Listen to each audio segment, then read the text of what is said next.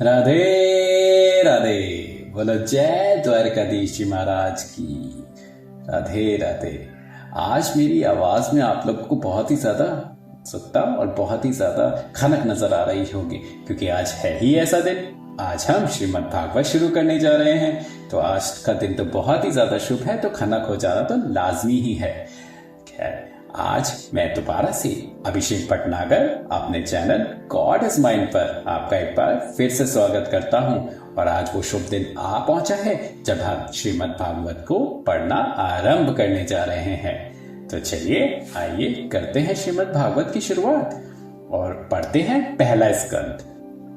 श्री परब्रह्म परमेश्वर का अवतार धारण करना व वेदव्यास जी का नारद मुनि से 4 श्लोक सुनकर श्रीमद् भागवत बनाना और श्रृंगी ऋषि से राजा परीक्षित को श्राप मिलना, जिससे इस अमृत रूपी कथा का जगत में प्रकट होना। गंगा यमुन गोदावरी सिंधु सरस्वती संग, सकल तीर्थ तय पसत है जय हरि कथा प्रसंग।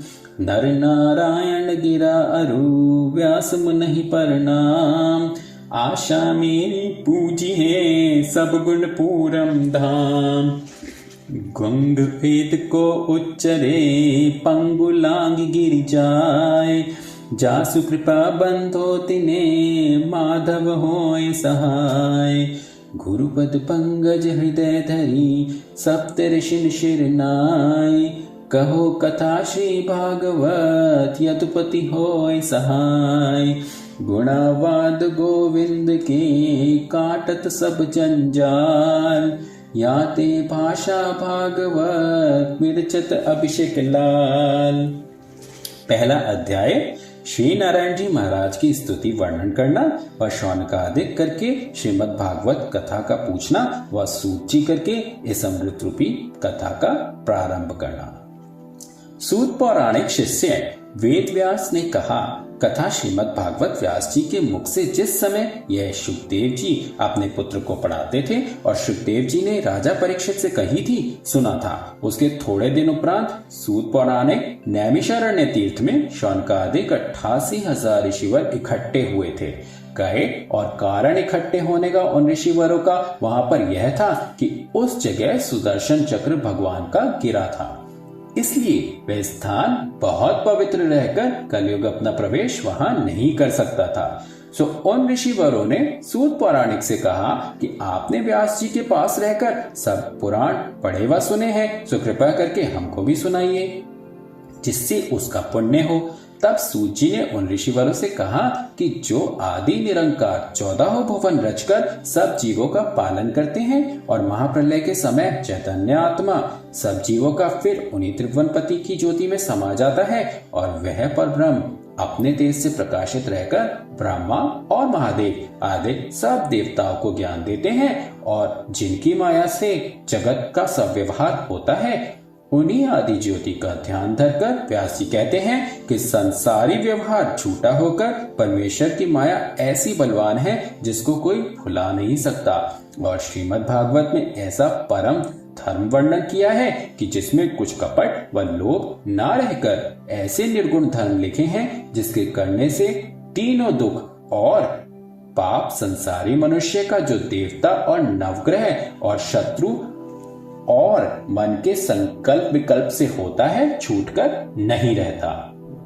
दूसरे युगों में यज्ञ और तप और ध्यान पूजा बहुत दिन करने से बड़े परिश्रम से श्याम सुंदर की प्रीति उत्पन्न होती थी। कलयुग में केवल इस अमृत रूपी कथा के पढ़ने और सुनने से तुरंत परमेश्वर के चरणों का वास हृदय में हो जाता है। इसलिए श्रीमद् भागवत को सब वेदों का सार कल्प वृक्ष के समान समझकर शुकदेव जी ने यह कथा जो राजा परीक्षित को सुनाई थी, वही अमृत रूपी फल उस वृक्ष का शुकदेव जी महाराज के मुख से टपक कर संसार में प्रकट हुआ है।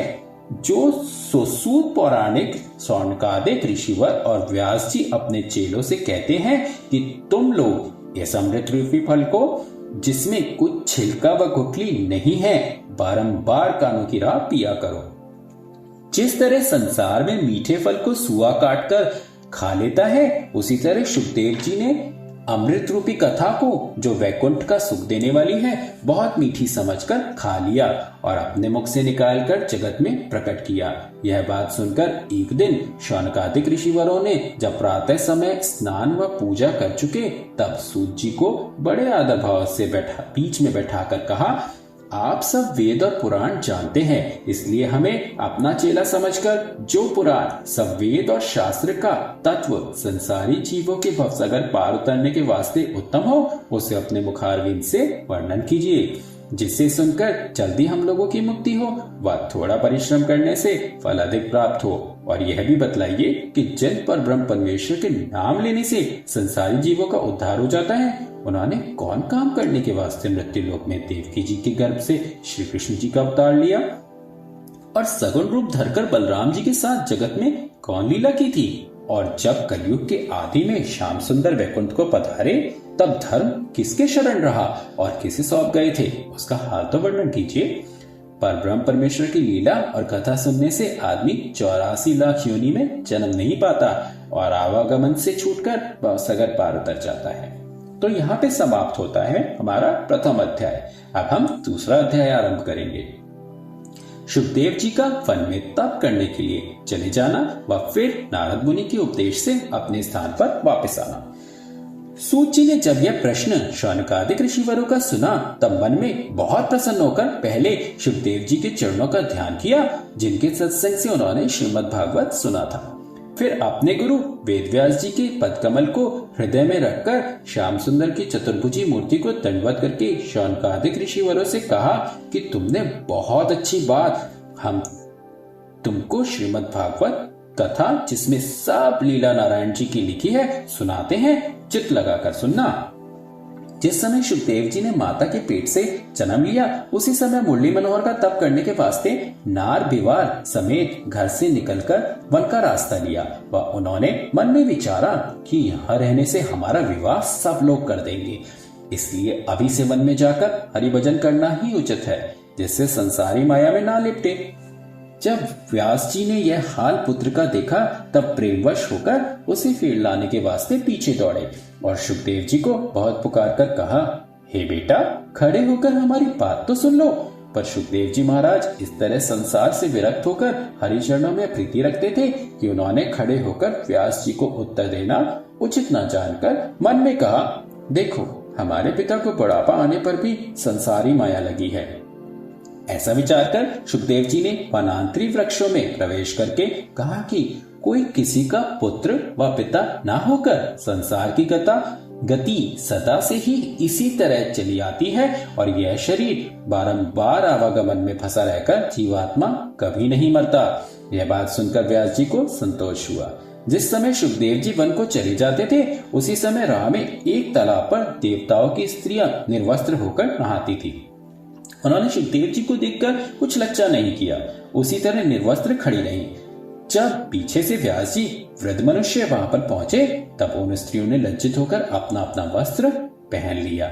यह हाल देखकर व्यास जी ने मन में विचारा, देखो, शुकदेव हमारे बेटे को उन स्त्रियों ने देखकर पर्दा नहीं किया और हम बूढ़े मनुष्य जिनको आंखों से कम दिखाई देता है, देखकर इन्होंने अपना वस्त्र पहन लिया। इसका क्या भेद है?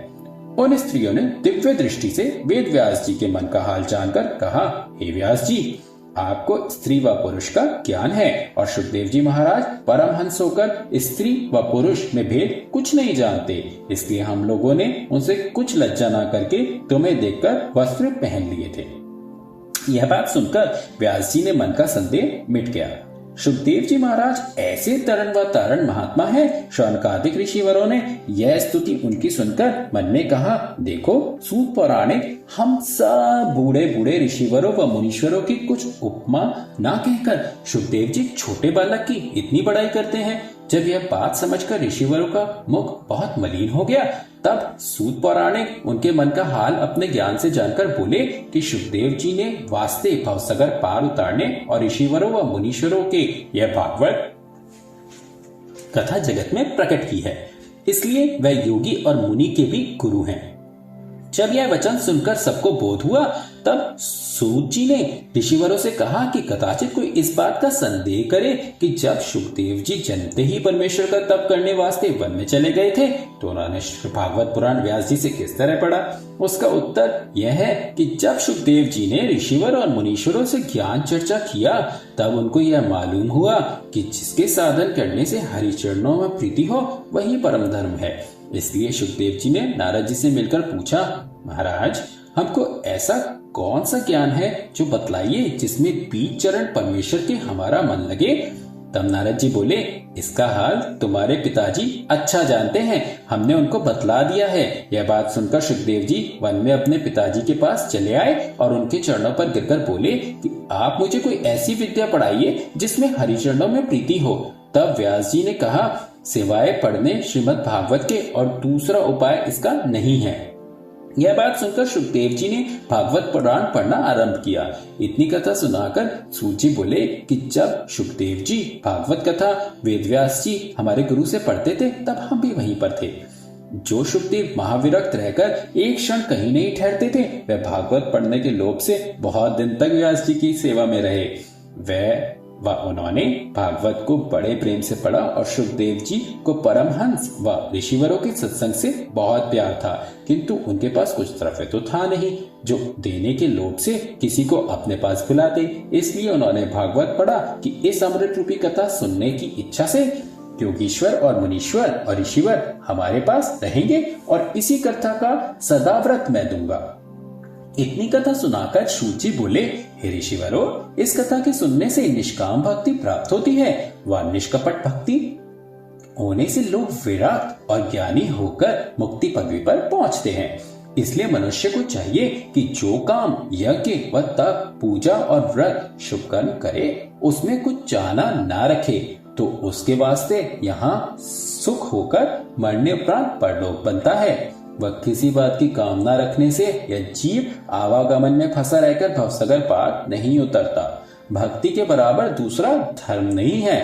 यज्ञ और तप व दान व तीर्थ दूसरे धर्म जो मनुष्य करते हैं उस धर्म को करने में बड़े परिश्रम के बीच चरण परमेश्वर के प्रेम उत्पन्न होता है। इसलिए इतना दुख उठाना उचित न होकर मनुष्य को चाहिए सच्चे मन से यह अमृत रूपी कथा सुने और अपना मन माया मोह स्त्री व पुत्र झूठे व्यवहार से विरक्त रखकर नारायण जी के चरणों में ध्यान और प्रीति लगावे। जो कोई मन अपना उस ज्योति स्वरूप के चरणों में लगाकर परमेश्वर की लीला और कथा सुनता है और हृदय में काम और क्रोध मोह व लोभ का जो मैल जमा है वह छूटकर उसका मन इस तरह शुद्ध हो जाता है जिस तरह सिकल करने से लोह में मूर्छा नहीं रहती, तब उसके हृदय में हरि चरणों का वास अपने आप ही हो जाता है। इसलिए मनुष्य को अपनी मुक्ति बनाने वास्ते पहले यह कथा सुनने का अभ्यास करना चाहिए। परमेश्वर की बड़ी कृपा होने से मनुष्य का मन उनकी कथा व कीर्तन में लगता है।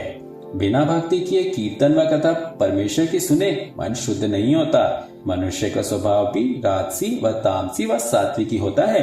देवता की पूजा भी तीन तरह की होती है, राजसी व तामसी व सात्विकी। व शास्त्र में तामस को काठ से और राजस को धुआं से व सात्विक को आग से दृष्टांत देते हैं।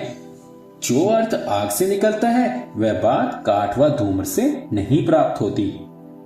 इसलिए सात्विकी भक्ति व पूजा करने वाले मुक्ति पदवी पर पहुंचते हैं। संसार में जितना धर्म यज्ञ व तप व व्रतादिक का है वह सब इस तरह परमेश्वर के रूप में गत हो जाते हैं जिस तरह बरसात में नदी नाले का पानी बहकर समुद्र में मिल जाता है। तो इसी तरह समाप्त होता है श्रीमद् भागवत का दूसरा अध्याय। अब जितना मैं समझ पाता हूँ, मेरी समझ से हर किसी व्यक्ति के मन में ये प्रश्न जरूर उठा होगा कि आखिर ये राजस क्या है और ये तामस क्या है और ये सात्विक क्या है।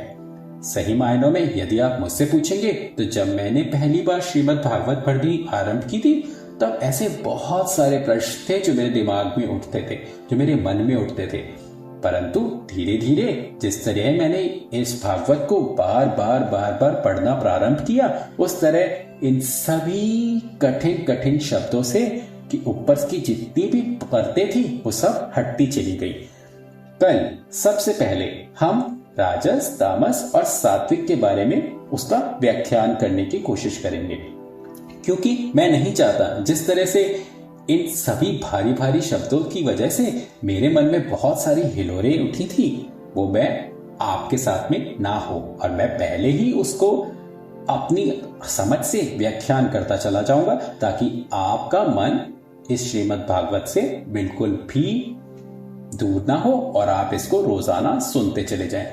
तो कहीं से कहीं तक कल का दिन ना भूलिएगा, और कल सबसे पहले हम इन तीनों शब्दों का बखान करेंगे और उसके बाद तीसरा अध्याय शुरू करेंगे।